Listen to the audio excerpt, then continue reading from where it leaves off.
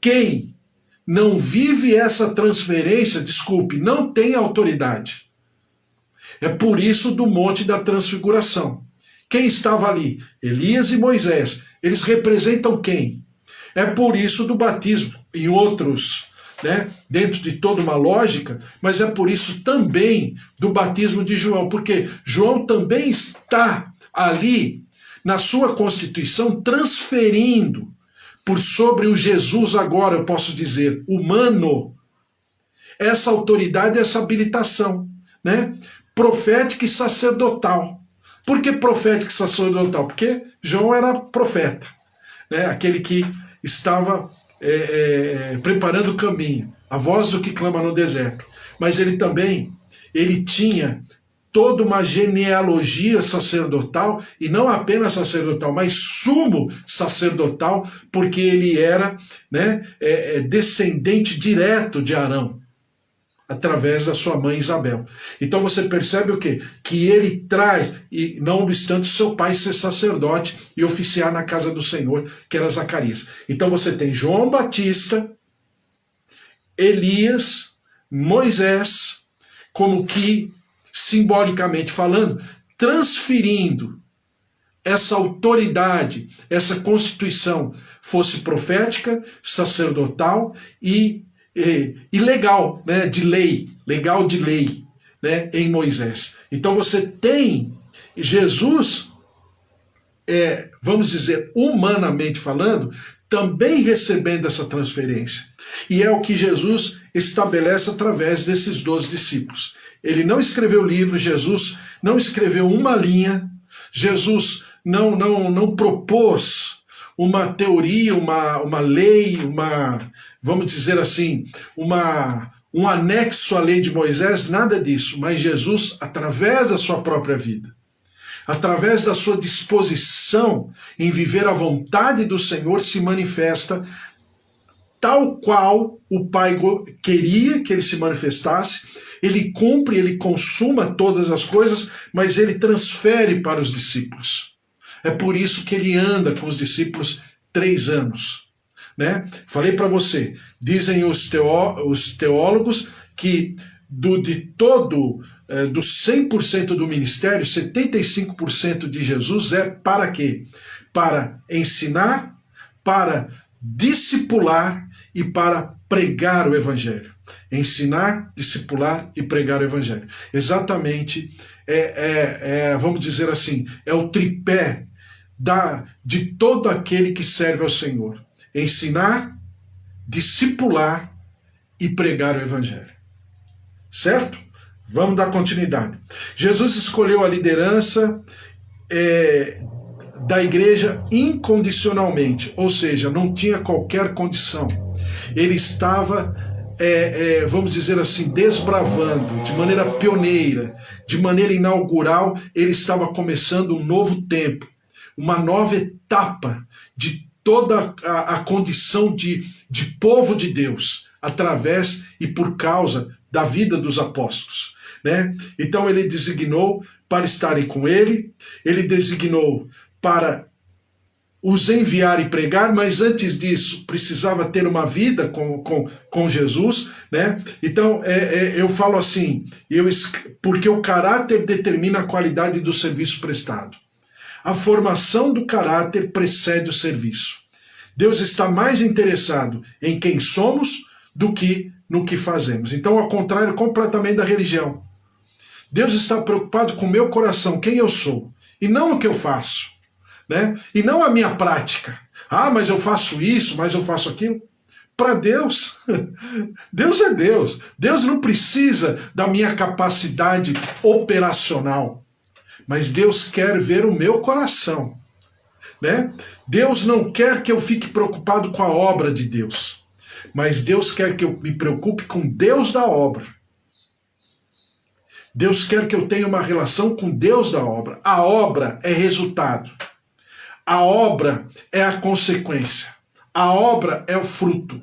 O que, em primeiro lugar, é necessário o relacionamento com Deus. É por isso que eu falo para você que toda a igreja ela tem 4 posições fundamentais. Primeiro, a igreja do relacionamento, porque é a igreja com Jesus. Não tem como ser igreja se não tiver o relacionamento pessoal com Jesus. Segundo, a igreja do Espírito Santo, porque tudo que for feito precisa ser por causa, através e na inspiração do Espírito Santo. Porque eu não tenho nem como chamar Jesus de Senhor se não for através e por obra do Espírito Santo. Em terceiro lugar, tem que ser uma igreja que esteja num ambiente favorável para a manifestação de todos os dons. Todos os dons necessários. Por quê? Porque é corpo de Jesus Cristo. E o corpo de Jesus Cristo é saudável, é perfeito e é pleno na sua concepção e na sua constituição. Lógico que isso vai exigir de nós um grande trabalho. Mas é assim que deve ser. Em quarto lugar, uma igreja apostólica. Não apostólica no sentido de placa, né? Igreja apostólica, ministério apostólico profético. Eu ando pelas ruas aí e vejo um monte de igreja com a mesma placa. Ministério profético, apostólico, e claro, e é uma grande bênção, mas não é apenas ter o nome, mas é ter um caráter apostólico, ter uma constituição de um envio, de uma missão, e conscientemente esse grupo, essa comunidade se manifestar, né? E chamou, designou para enviar e pregar. E, em terceiro lugar, designou para exercer autoridade e de expelir demônios, ou seja, é a autoridade no mundo espiritual, né? Então esses homens estavam sendo preparados pelo Senhor Jesus para que tivessem o poder e a autoridade na palavra, porque deveriam pregar o evangelho, o poder e a autoridade para fazer discípulos, ou seja, eles deveriam ser exemplo, não exemplo no sentido, vamos dizer, tão somente físico, mas no sentido orgânico, de sentimento, das minhas agruras, da minha tristeza, da minha angústia, mas principalmente por aquilo que Deus age e faz através de mim, porque Ele está fazendo em mim. Eu sou o primeiro laboratório desse evangelho. Assim como Jesus foi.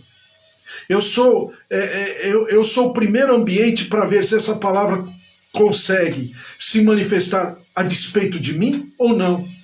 Então precisa ser o evangelho experimentado. Por quem? Por mim, não pelo outro. Eu preciso viver. Eu preciso ter experiências. Eu preciso da manifestação dessa palavra no meu cotidiano, né? Então, dentro de tudo isso, eu já vou terminar, dentro de tudo isso, o que significa, por exemplo, chamar essas pessoas? Eu falei ontem, eu vou falar agora de uma maneira mais didática.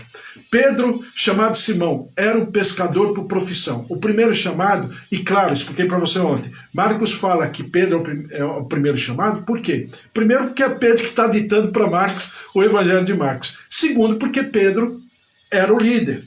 Então, ele, respeitosamente, ele coloca Pedro, né, no capítulo 3 de Marcos, em primeiro lugar. Pedro era quem? Pedro era uma pessoa inconstante, volúvel.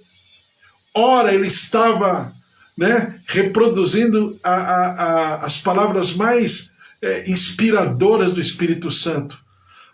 Piscando os olhos depois, ele falava coisas que Jesus precisava falar para ele: para trás de mim, Satanás. Então Pedro é esse homem que eu falo que é gente como a gente. Quem de nós não acorda de um jeito e vai dormir de outro, ou vice-versa, né? Então, por quê? Porque somos pessoas volúveis. Alguém já chama isso de esquizofrenia. Esquizofrenia porque não esquizofrenia no sentido, como é que fala? Médico da palavra, do significado. Mas esquizofrenia porque ora nós estamos alegres, felizes, ora uma notícia, uma situação nos altera completamente o humor. Então esse é Pedro, né? Pedro tem declarações maravilhosas, mas também é uma pessoa precipitada, é uma pessoa, vamos dizer assim, intensa. Hoje as pessoas chamam isso de intensidade, é uma pessoa intensa. Ora está muito bem, ora está ali, né, beirando o chão, né? No sentido emocional. Então, é esse o Pedro que o Senhor chama. Por quê? Porque o Senhor o transforma, né? Quando Pedro escreve nas suas epístolas, sede sóbrios, quando ele tece teologicamente o que significa pedra de fundamento, né? Quando ele tece teologicamente o que significa a identidade do povo de Deus, povo, nação santa, povo de propriedade exclusiva de Deus. Meu Deus, que homem maravilhoso, mas nem sempre foi assim. Então você percebe que o andar com Jesus alterou completamente a vida de Pedro. E Tiago e João, né, os filhos do trovão, pessoas intempestivas, pessoas que tinham pavio curto, que qualquer coisa chamava para briga. Depois, mais tarde, quem é João? O discípulo do amor. Ainda João e Tiago, né? Ainda no tempo como discípulos, ou aspirantes a discípulos, né? João e Tiago falaram para Jesus quando eles deveriam passar por Samaria. Jesus falou, não, vamos passar de largo, não vamos passar de... Ô Senhor, vamos orar então para mandar descer fogo do céu e queimar com todo mundo aqui? Eles eram assim. Eram pessoas soberbas. Olha, Senhor, quando você estiver aí no teu trono, na tua corte, olha, quebra o nosso galho, coloca um de nós à direita e outro de nós à esquerda. Ou seja, queriam se sobrepor sobre os outros.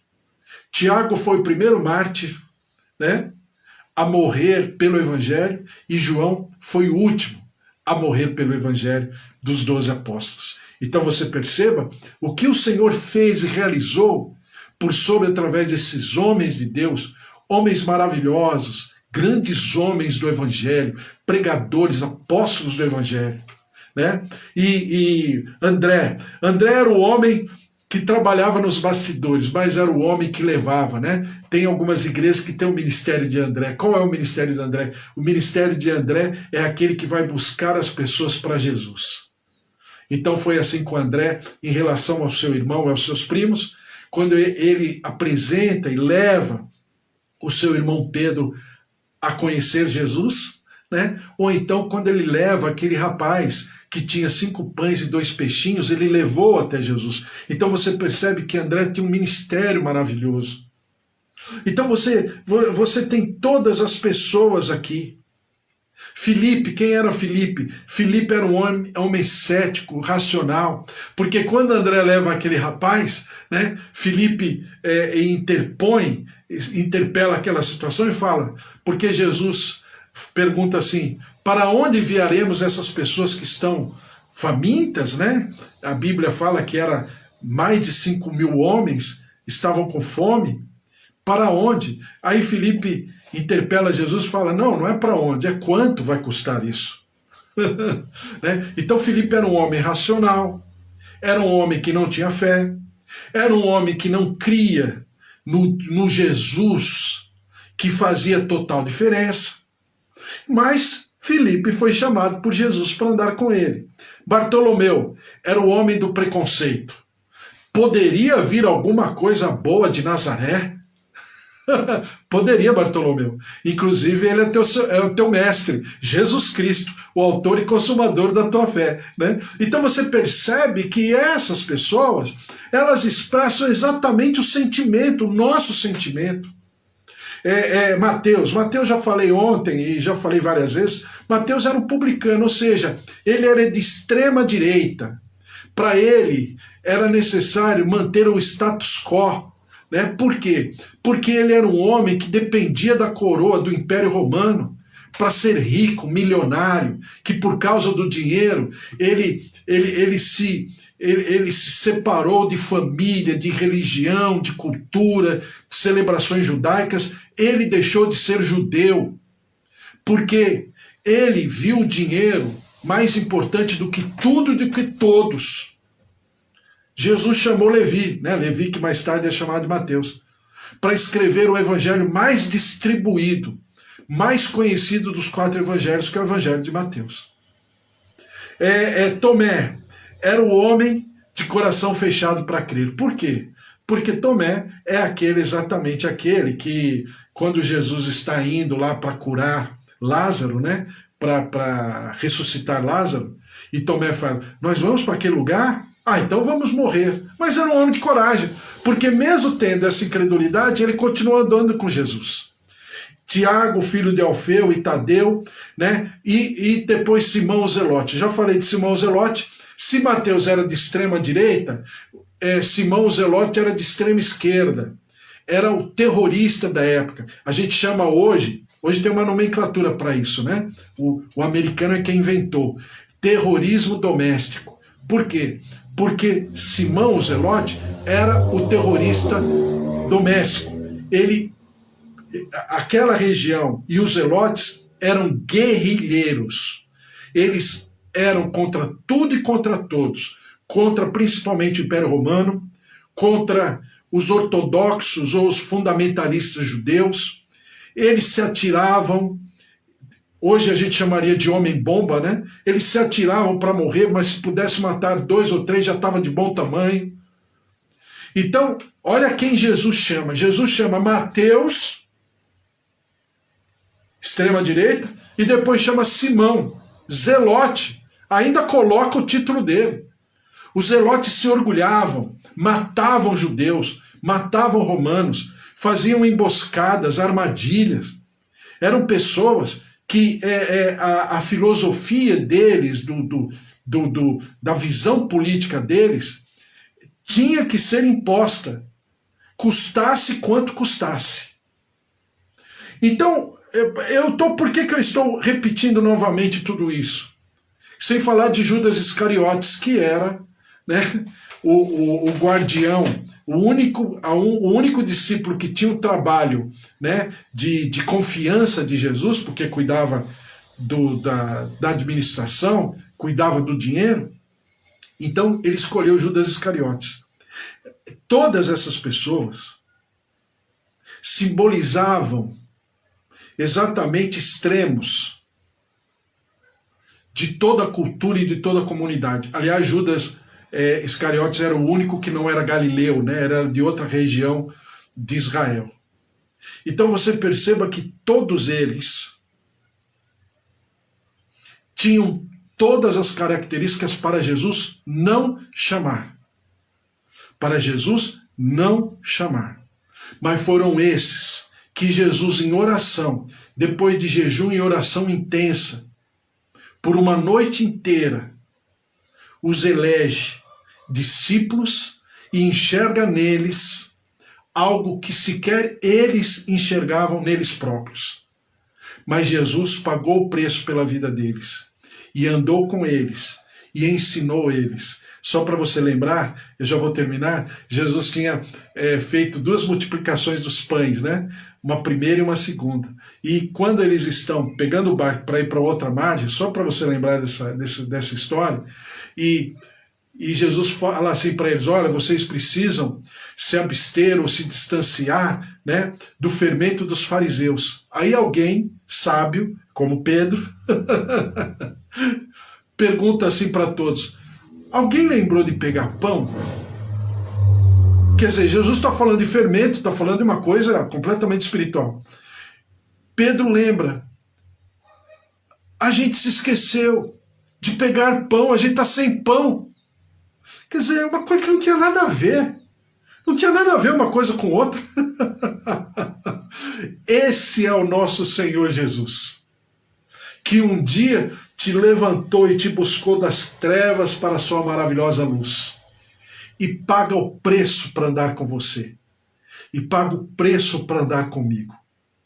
Somos fracos, frágeis, incapazes, venais, cruéis, covardes, intimidados. Mas Jesus quis andar conosco. E se você está aqui hoje, nós estamos aqui, é porque Jesus está andando com você. Por pura misericórdia, por pura compaixão. Quem sou eu para poder falar de alguém? Quem sou eu para poder arbitrar sobre a vida de uma pessoa, se ela é menos santa ou mais santa? ou por causa de um chapéu, ou por causa de um suor, ou por causa de um símbolo profético. Claro, eu tenho as minhas opiniões, eu não sou uma pessoa burra, incompetente, incoerente. Não, eu sei. Mas tudo isso não significa nada, porque o que interessa é a minha relação com Deus, o tamanho de Deus na minha vida. Não é o tamanho da minha fé, em primeiro lugar, mas é o tamanho de Deus. É o tamanho de Deus na minha vida é que vai nortear a minha fé. A minha fé é pequenininha. Como diz Jesus, se ela fosse do tamanho do grão de mostarda. O problema não é o tamanho da minha fé. O problema é o tamanho do meu Deus. É o quanto Deus significa para mim. O quanto o Senhor tem andado comigo. É esse Deus que eu preciso expressar, refletir, reverberar, porque vou subir numa praça, num palco, num praticável. Não, porque eu vou viver a flor da minha pele. Esse Deus poderoso e maravilhoso, que um dia me chamou também e te chamou também, a despeito de nós próprios, porque Ele é tudo em todos. A Ele todo louvor, toda honra e toda glória, em nome de Jesus. Amém. Amém? Glória a Deus. Estamos falando aí de Marcos capítulo 3. Eu tenho o texto aqui para ler. Deixa eu ver se eu peguei aqui, senão eu vou pegar na Bíblia, né? Romanos capítulo 8, versículo 29, e eu já vou terminar com esse texto, versículo 28, desculpe. Sabemos que todas as coisas cooperam para o bem daqueles que amam a Deus, daqueles que são chamados segundo o seu propósito. Porquanto aos que de antemão conheceu, também os predestinou, para serem conformes à imagem de seu Filho, a fim de que ele seja o primogênito entre muitos irmãos. E aos que predestinou, a esses também chamou. E aos que chamou, a esses também justificou.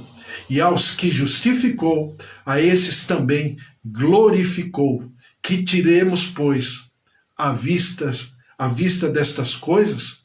Se Deus é por nós, quem será contra nós?